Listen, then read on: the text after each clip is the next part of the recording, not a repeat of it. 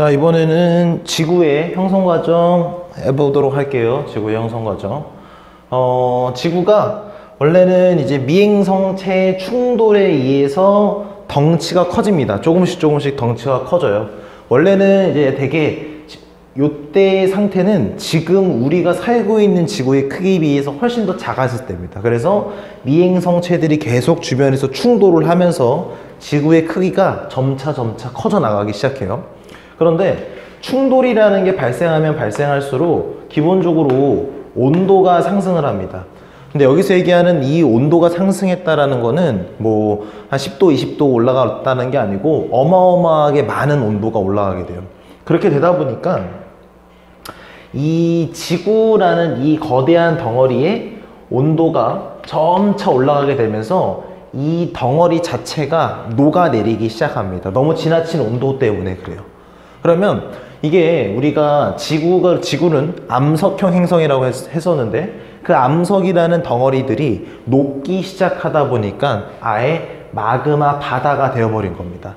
여기서 얘기하는 바다는 이제 우리가 얘기하는 그 물의 바다를 얘기하는 게 아니고 그 마그마라는 녀석이 마치 바다가 있는 것처럼 그냥 지구를 덮고 있는 것처럼 보인다는 거죠. 근데 사실 그렇게 된 거는 지나친 충돌에 의해서 혹은 사실상 충돌뿐만 아니라 사실 그런 온실 기체들의 온실 효과들로 인해서도 또 온도가 올라가는 것도 있어요. 혹은 방사성 원소의 붕괴도 온도가 올라가는 데 굉장히 큰 역할을 하지만 그래도 가장 중요한 첫 번째 요인은 미행성체의 충돌로 인해서 온도가 올라가고 이 온도가 올라가는 데 있어서 온도가 올라가다 보니까 이 행성 자체가 녹아서 마그마가 됐다라는 게 중요한 내용입니다.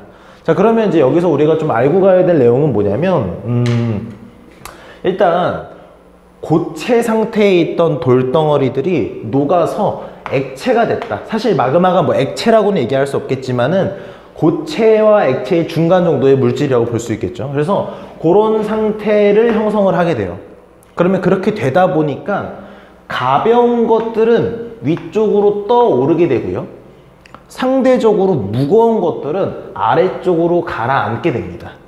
그래서 우리가 핵이라는 녀석과 멘틀이라는 녀석이 이제 나눠지게 된 건데 대부분 핵 쪽에는 무거운 원소, 철, 그리고 니켈과 같은 녀석들이 무거운 녀석, 중금속이라고 부르는 녀석들이에요. 이런 녀석들이 가라앉아서 핵을 이루게 되었고 멘틀 같은 경우에는 비교적 가벼운 대표적으로는 Si, 규소라는 녀석이 위쪽으로 떠올라서 멘틀이라는 녀석을 구성을 하게 되었다. 그리고 나서 이제 식습니다. 식어요. 왜 그러냐면은 충돌 횟수가 점점 줄어들어요. 나중에는. 그러니까 이제 초반부에는 주변에 부딪힐 애들이 되게 많았고 많다 보니까 충돌 횟수도 많았고 그러니까 온도도 쭉쭉 올라갔었다면 뒤로 가면 갈수록 부딪힐 애들은 이제 다 부딪힌 겁니다. 부딪힐 애들이 없어요. 그렇게 되면은 충돌 횟수가 당연히 줄어들게 되고 그러니까 온도는 떨어지게 되면서 이 지구가 점차 식어가기 시작하는 겁니다. 그러면 식어갈 때 어느 쪽부터 식기 시작할까요? 당연히 이 겉부분부터 식기 시작하겠죠. 겉부분. 그러면 우리가 알고 있던 마그마라는 녀석이 굳으면 지각, 그죠? 땅이 되겠죠. 그래서 원시 지각이라는 게 형성되었다라고 얘기할 수 있어요. 근데 이제 우리가 실제로 내신을 준비하는 데 있어서는 이거보다 훨씬 더 자세히 해야 됩니다. 그래서 전반적인 흐름은 이렇다라는 내용이었어요. 그러면 다시 한번 좀 더 깊게 한번 들어가 볼게요. 자, 이제 우리가 챙겨볼 내용은 미행성 충돌 마그마 형성 요 과정에서는 뭐가 활발했냐? 바로 화산 활동. 화산 활동이 굉장히 활발했어요. 근데 화산 활동이 발생하면은 화산 기체가 대기 중으로 발사가 되는데 발사가 된다는 게 방출이 되는데 화산 기체들 중에 가장 대표적인 녀석이 여러분들이 모를 아무튼 물이랑 그 다음에 CO2 자, 이렇게 두 가지가 가장 주를 이루고 있다고 생각하시면 됩니다. 그러다 보니까 옛날 시기의 지구에는 대기 중에 가장 많았던 게 누구였냐? 물이랑 이산화탄소가 가장 많았어요. 물론 이 외에도 뭐 메탄이라는 가스도 있고 여러 가지 종류들의 기체들이 있었겠지만 얘네들이 거의 메인이었습니다. 그래서 옛날 지구는 얘네들이 대부분이었어요. 얘네들이 주를 이루고 있었다. 근데 여러분들도 알겠지만 뭐 여기 나와 있는 이산화탄소가 온실 효과를 일으키는 온실 기체 중에 한 녀석이고, 이 녀석이 많아지면 온실 효과가 강해져서 왜 지구온난화가 돼서 지구가 뭐 엄청 덥다 뭐 이런 얘기는 다 들어봤을 텐데 그 중에 하나입니다. 근데 아까 온도가 높다라는 이유가 충돌만이 있다 그런 건 아니었죠. 그래서 얘네들의 그런 역할도 있는 거예요. 근데 여러분들 또 알고 있어야 되는 건 물도 온실 기체입니다. 마찬가지로 수증기도 온실 기체예요. 그래서 이때 당시에는 이런 것들이 워낙 많았다, 대기 중에. 그런데 핵과 멘틀이 분리되고 이때부터 일로 가면 갈수록 온도라는 녀석이 점점 식어간다고 얘기를 했어요. 아까는 온도가 올라갔었다면 이제는 식기 시작하는 거야. 그러면 온도가 식으면 나타나는 현상이 뭐냐면 대기 중에 있었던 어마어마한 막대한 양의 물이, 아니죠, 기체 상태로 있었으니까 수증기라고 얘기하는 게 맞겠지. 그 수증기가 응결이 돼서 비가 내리기 시작해요.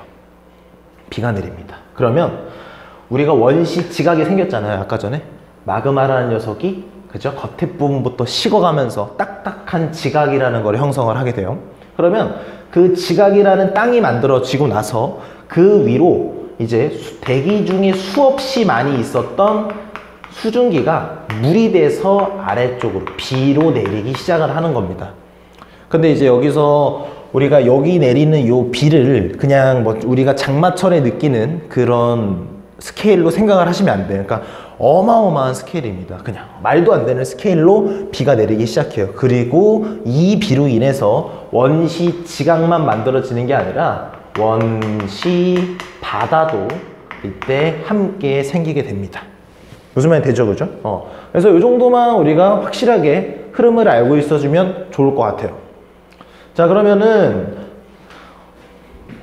이렇게 생긴 그림으로 다시 한번 봐볼게요. 자, 지우고.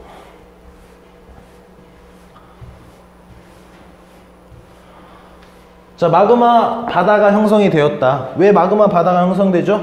주변에서 미행성체들이 자꾸 와서 충돌을 합니다. 부딪혀요. 그러면 그런 많은 충돌은 온도를 계속해서 상승시키고 녹이는 거죠. 녹이는 거. 온도가 높아졌으니까 지구가 녹아내리는 겁니다. 그래서 마그마 바다가 형성이 되었다. 그리고 마그마가 생겼기 때문에 이제는 어떻게 하냐? 가벼운 녀석은 위쪽으로 떠오르고요. 상대적으로 무거운 녀석은 아래쪽으로 가라앉게 되었어요. 위쪽으로 떠오른 애들 중에 대표적인 애는 규소와 같은 녀석들이 있었고, 아래쪽으로 가라앉는 대표적인 녀석은 철 그리고 니켈과 같은 녀석들은 아래쪽으로 가라앉았다. 위쪽으로 뜬 애들은 멘틀을 구성을 하게 되었고, 아래쪽으로 가라앉은 애들은 핵을 주로 구성을 하게 되었다. 여기까지 되죠, 그죠? 그리고 나서 이제 충돌의 횟수가 점차 줄어들기 시작해요. 충돌이 줄어들어. 그럼 충돌이 줄어드니까 온도도 점점 떨어지겠죠? 그러다 보니까 우리가 수많은 화산 활동들로 인해서 대기 중에 대부분을 차지하고 있었던 막대한 양의 수증기가 비가 내려서 내리기 시작해요. 그러면서 땅이 생기고 나중에 바다까지 생기더라 라는 스토리입니다. 무슨 말이 되나요? 자, 그래서 우리가 여기서 이제 확실하게 좀 하고 넘어갔으면 좋겠는 거는 대기의 조성, 대기보다 요걸 좀 먼저 할게요. 생명체가 언제 생겼냐. 자, 요것도 많이 물어보는데 생명체가 먼저 생긴 거는 바다에서 먼저 생깁니다. 바다. 왜 땅에서 먼저 안 생기고 바다에서 먼저 생겼냐 라고 한다면은 우리가 여기가 이제 바다고 여기를 육지라고 한다면은 그때 당시에는 O3 쫙쫙 막아주고 있는 O3라는 오존층이 그때 당시에는 존재하고 있지 않았어요. 왜 없었냐? 산소도 없었거든. O2라는 녀석도 그때 당시에는 없었을 때였기 때문에 오존층이라는 녀석은 그때 당시에 없었어요. 그럼 이게 없다라는 건 무슨 말이냐? 태양에서 들어오는 자외선이라는 녀석이 그대로 쫙쫙 내려 꽂히고 있었다라는 상황인 거죠. 그러면 사실상 최초의 생명체라고 한다면은 되게 작고 진화를 사실상 거의 하지 않은 거의 단세포 생물 같은 아주 간단한 생물체일 텐데, 그러한 생물체가 땅 위에서 처음에 생기면 이 자외선을 절대 견뎌낼 수 없을 것이다. 물론 지금 우리가 살고 있는 우리 같은 인간도 오존층이 없다면 거의 땅 위에서 사는 게 거의 불가능해요. 자외선이 너무 강하기 때문에. 그래서 요 자외선을 피하기 위해서는 무조건 물속에서 최초의 생명체가 탄생할 수밖에 없었을 거예요. 그런데 생명체의 종류는 우리가 생물학적 관점에서 두 가지의 생명체로 나눠서 얘기를 합니다. 용어는 이래요. 하나는 독립 영양 생물, 그리고 하나는 종속 영양 생물, 이렇게 표현을 합니다. 자, 무슨 말이냐? 영양생물, 영양생물로 똑같이 들어가 있는 말이죠. 그럼 영양이라는 말이 무슨 말이냐면 먹고 사는 거를 얘기해요. 그럼 쉽게 얘기하면, 그러면 독립이라는 말은 혼자니까 혼자 스스로 먹고 살 수 있는 생물을 얘기하는 거고, 종속은 누군가한테 걸쳐져 있는 거예요. 그러니까 혼자서 먹고 살 수 있는 애가 아니고 누군가에 의존해서 누군가의 힘을, 누군가의 도움을 받아야지 먹고 살 수 있는 애가 종속 영양생물이 되는 거예요. 되죠, 그죠? 그럼 예를 들어 어떤 것들이 있겠어요? 독립영양생물, 대표적으로 우리는 광합성 하는 친구들을 얘기를 할 수 있겠네요. 스스로 양분을 만들어내는 애들. 그리고 이거는 그 외에 기타 애들. 우리 인간 같은 경우에도 종속 영양생물이라고 얘기를 할 수 있겠네요. 그러면 요 독립과 종속 중에 누가 먼저 생겼냐라고 얘기한다면 당연히 독립일 수밖에 없겠죠. 당연히 누군가를 잡아먹어야 되는 종속 영양생물이 생겼다면 도대체 누굴 잡아먹고 걔네를 산다라는 거예요. 그죠? 스토리가 말이 안 돼요. 그러면은 가장 첫 번째 생긴 녀석은 독립 영양생물이 먼저 생겼을 것이고, 얘가 어디서 먼저 생겼을까요? 아, 바닷속에서 먼저 생겼을 것이다. 되죠? 그죠? 근데 바닷속에서 광합성을 할 수 있는 녀석이다 보니까 요 광합성으로 인해서 산소를 만들었겠죠. 그죠? 그러면 이 산소가 어느 정도 계속해서 축적이 되면서 우리의 대기에도 산소가 쌓이게 되고, 이 대기에 많이 쌓인 산소가 이제 오존을 형성하면서 뭘 만들어요? 드디어 오존층이라는 게 형성이 되고, 오존층이라는 게 형성이 되면서 자외선을 차단해 주게 되니 우리가 드디어 이걸로 인해서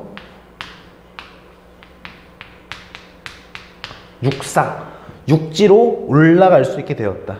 그러니까 우리 육상 진출이라고 표현을 하는데, 육상 진출을 할 수 있게 돼요. 그러니까 이제 오존층이 생기기 전에는 당연히 육지라는 곳에 생명체가 살았을 수가 없다라고 우리가 얘기를 할 수 있겠죠. 여기까지 되나요? 그리고 난 다음에 우리가 이제 해야 될 거는 요 그래프를 해야 됩니다. 요 그래프는 너무너무 시험에 잘 나오는 문제예요. 자, 이 그래프는 대기의 조성 변화를 얘기를 하는 겁니다. 대기의 조성 변화. 자, 아래쪽에 보게 되면 가로축은 시간이고 세로축은 분압, 기압이라고 나와 있는데, 이게 뭐 그 분자의 그 양의 압력, 뭐 기체의 압력. 근데 간단하게 생각하면 많으면 압력이 세겠죠. 그죠? 적으면 압력이 약하겠지. 그러니까 압력이 세다라는 거는 많다라는 걸 생각하면 되겠고, 작다라는 거는 양이 적다라고 생각을 해주면 되겠어요. 그런데 좀 요 그래프에서 우리가 해석을 들어가기 전에 좀 알고 가면 좋은 거는, 우리가 일반적으로 얘기하는 그래프는 가로축 보세요. 0, 10, 20, 30, 40. 0, 10, 20, 30, 40 뭐예요? 한 칸의 간격이 똑같아요. 근데 여기 봅시다. 0.0001 0.001, 0.01, 0.1, 1, 10. 몇 배 차이죠? 10배씩 증가를 하고 있어요. 여기는 같은 값이 가는 반면에 10배씩 뛰어넘고 있다. 그럼 만약에 실제로 이 그래프를 가로축처럼 세로축도 같은 간격으로 한다고 한다면 이 그래프가 어떻게 되겠어요? 쫙 길어지겠죠. 그죠? 그거를 줄여놓은 그래프다 라는 거. 그래서 우리가 그 정도는 먼저 알아주시면 좋고, 자, 맨 처음에 가장 많은 양을 차지하고 있었던 거, 현재로부터 멀면 멀수록 과거겠죠. 과거에는 이산화탄소가 대부분을 이뤘어요. 아주 엄청 많았죠. 질소가 있긴 있었네요. 맞아요. 질소는 옛날이나 지금이나 사실상 거의 그 양을 그대로 유지하고 있습니다. 왜냐? 얘는 매우 안정적인 기체이기 때문이에요.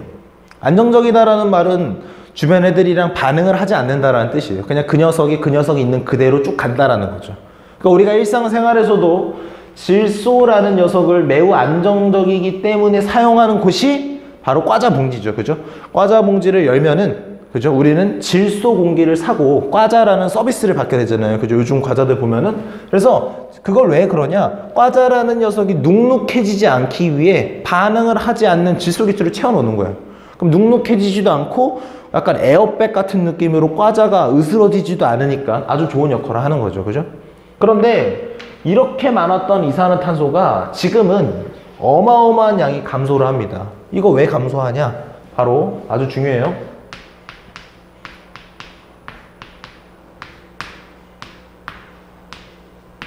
바다에 녹아요. 원시 바다에 녹습니다. 녹아 들어가기 시작해요. 여러분, 이산화탄소는 뭐 어마어마한 양이 원래 잘 녹는 건 아니지만 그래도 물에 꽤 잘 녹는 기체예요. 물이라는 녀석과 이산화탄소라는 녀석이 만나서 같이 섞이면 탄산이라는 녀석이 만들어집니다. 우리가 즐겨 먹는 음료수 종류죠. 그래서 이산화탄소라는 녀석이 바다가 형성된 이후에 그 바다에 어마어마한 양이 녹아 들어가기 시작해요. 그러다 보니까 이 양이 이렇게까지 줄어든 것이다. 자, 그러면 여기에 이제 산소라는 녀석이 없다가 증가를 시작합니다. 그러면 이게 증가를 시작했다라는 말은 무슨 말이냐면, 아까 얘기했지만 광합성을 해서 누군가가 산소를 지금 생산해내고 있다라는 게 되겠어요. 그러면 광합성을 할 수 있는 생명체가 있다라는 뜻이 되는 거고, 광합성을 할 수 있는 생명체가 탄생한 시기는 언제쯤입니까? 얘기를 한다면은 사실 요 산소가 딱 생기기 시작하는 요 시기는 아니고 좀 더 앞부분을 주로 얘기를 해요. 요 정도 시기를. 아니, 왜 그러냐면은 요 산소라는 녀석도 생기면 물 속에서 먼저 그 바다 속에서 먼저 이제 생명체가 여기서 생겨서 광합성을 여기서 막 열심히 했을 텐데, 처음에 만들어진 산소들은 당연히 어느 정도 물에 녹아요. 물에 다 녹고 다른 거랑 반응하고 하다가 나중에 어느 정도 일정 수준을 넘어가게 되면 그때 대기 중으로 빠져나온다고 생각을 하면 되겠습니다. 그렇기 때문에 요 산소가 증가하기 시작하는 요 시기보다 조금 더 앞선 시기에 최초의 생명체, 광합성을 할 수 있는 독립 영양 생물이 출현을 했을 것이다 라고 우리가 알 수 있어요. 자, 그러고 나서는 광합성의 해서 이제 여기 처음 생기기 시작했고, 그 다음에는 오존층은 언제부터 생겼냐 라고 한다면은 산소가 어느 정도 대기 중에 축적이 된 다음에 O2인 녀석이 쌓이고 쌓여서 이제 O3가 만들어지는 거는 어느 정도 축적이 된 이후의 시기라는 거를 어느 정도 유추해 볼 수 있을 거예요. 무슨 말이 되죠? 그래서 원시지구 같은 경우에는 물론 이 앞쪽에 나와 있는 이런 전반적인 흐름을 우리가 머릿속에서 기억하는 거가 제일 중요하고요. 그 다음에 대기의 조성, 시험 문제 많이 나오는 건데, 요게 왜 질소는 그대로 유지가 되고 이산화탄소는 왜 그 많았던 양이 이렇게 줄었으며 산소는 왜 갑자기 생기기 시작했는지에 대해서, 그리고 한소가 생겨서 뭐 지구에 어떤 변화가 또 일어났는지에 대해서 우리가 꼼꼼하게 알아주면 사실 어려울 건 없어요. 내용 자체가 어려운 건 아니기 때문에. 알겠죠? 그죠? 고생하셨습니다.